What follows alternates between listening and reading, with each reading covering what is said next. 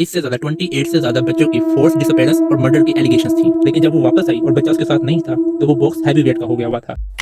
Welcome to dark x room, जहां पर हम हिस्टोरिकल, हॉरर और ट्रेजिक इवेंट्स को कवर करते हैं। आज हम मिनी डीन के केस को कवर करेंगे। मिनी डीन न्यूजीलैंड की वाहिद औरत थी जिसे पब्लिक एक्सिक्यूशन दी गई। मिनी डीन पर 28 से ज्यादा 28 से ज्यादा बच्चों की फोर्स डिसअपेयरेंस और मर्डर की एलिगेशंस थी। तो चलें केस की डिटेल्स में चलते हैं। मिनी डीन की पैदाइश 1844 में स्कॉटलैंड में हुई थी। बाद में अच्छी फाइनेंशियल अपॉर्चुनिटीज की तलाश के लिए वो 1860 में न्यूजीलैंड की तरफ मूव कर गई, लेकिन यहाँ पे भी उसकी फाइनेंशियल सिचुएशन कुछ बेहतर नहीं हो सकी। अभी तक उसे कोई ढंग का काम नहीं था मिला। इसी दौरान उसकी शादी चार्ल्स डी नाम के एक आदमी से हो गई जो बजाते खुद एक फार्मर था, लेकिन शादी के बाद भी इनकी फाइनेंशियल सिचुएशन स्टेबल ना हो सकी। अपने घर की सिचुएशन को बेहतर करने के लिए मिनी डीन ने फैसला किया कि वो अपने खामन के साथ काम करेगी। उसने जो काम करने का फैसला किया वो काम था बेबी फार्मिंग। अब बेबी फार्मिंग क्या होता है कि वो बच्चे जिन्हें उनके पेरेंट्स नहीं रखना चाहते,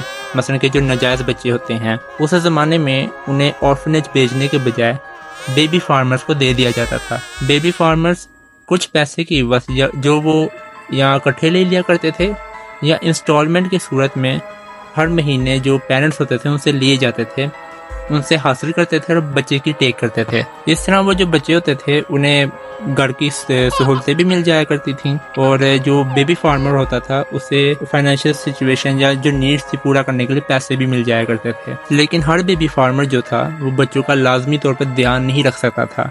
बेबी फार्मिंग के अंदर बहुत दफा चाइल्ड मोलेस्टेशन और अब्यूज के केसेस रिपोर्ट हुए थे, जो इस केस में भी नजर आने लगे हैं हमें। मिनी डीन ने काफी बच्चे जो थे टेक ओवर कर लिए थे केयरिंग के लिए।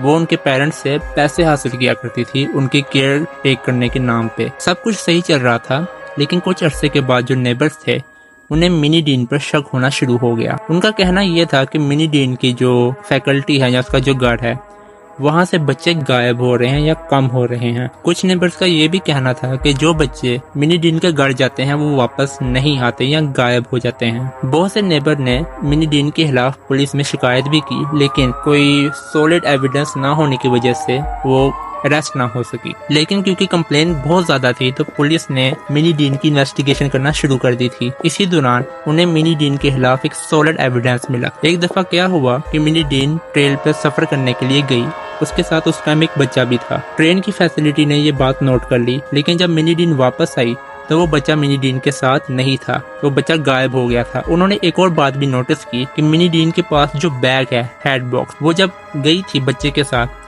वो हल्के वेट का था, लेकिन जब वो वापस आई और बच्चा उसके साथ नहीं था तो वो बॉक्स हैवी वेट का हो गया हुआ था। एलिजिडली उस बॉक्स के अंदर शायद बच्चे की लाश थी। अब पुलिस के पास एक सॉलिड एविडेंस आ चुका था उसके खिलाफ एक्शन करने के लिए। तो 1895 में पुलिस ने मिनी डीन के घर की इन्वेस्टिगेशन करने का फैसला किया। उन्होंने उसके गार्डन की खुदाई की, जहां से उन्हें 3 डेड बॉडीज मिली।